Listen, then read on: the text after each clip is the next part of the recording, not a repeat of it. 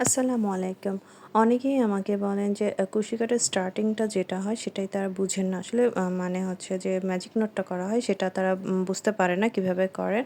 তো এটা আসলে ২ ভাবে করা যায়। ১ম এ ২ আঙ্গুলের ভিতরে সুতাটা এভাবে পেঁচিয়ে নিয়ে ১ম যে সুতাটা আছে সেই সুতার নিচ থেকে হুকটা ঢুকিয়ে পিছনের সুতাটা টেনে এভাবে একটু ঘুরিয়ে দিলেই কিন্তু একটা ম্যাজিক নট হয়ে যায়।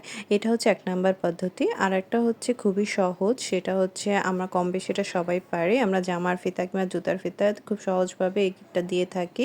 যেটাকে অনেক সময় ফরোয়া গিঁটও বলা হয়। তো জাস্ট একটা সার্কেল করে পিছন থেকে সুতাটা সেই সার্কেলের ভিতর থেকে এনে আটকে দিলেই কিন্তু এই গিঁটটা হয়ে যায়। এটাও কম বেশি সবাই পারেন মোটামুটি। তো অনেক সময় আমরা খুব তাড়াহুড়ো করে জামার ফিতা আটকে দিতে গেলেও এভাবে গিঁট দিয়ে থাকি। তো এই গিঁটটা সবাই পারেন। তো এখন মনে হয় আর ম্যাজিক নট নিয়ে কারো কোনো সমস্যা থাকবে না। তো যাই হোক এভাবে করে ম্যাজিক নট দেওয়ার পরে এই যে ছোট যে সুতাটা আছে সেই সুতা ধরে টান দিলেই কিন্তু এই সার্কেল যেটা ক্রিয়েট হলো ম্যাজিক নটে সেটা ছোট কিংবা বড় করা যায়। আর তারপরে হুকের ভিতরে এই সুতাটা আটকে নিয়ে আঙুলের যে সুতাটা আছে সেই সুতাটা হুকের ভিতরে আটকে নিয়ে সার্কেলের ভিতর থেকে টেনে নিয়ে আসলেই কিন্তু চেইন ক্রিয়েট হয়ে যাবে। আর এভাবে করে চেইন করতে হয় কুশি কাটার কাজে। আর কুশি কাটার কাজে চেইনটা মাস্ট লাগে। চেইন ছাড়া কিন্তু কুশি কাটার কাজ কোনোভাবেই সম্ভব না।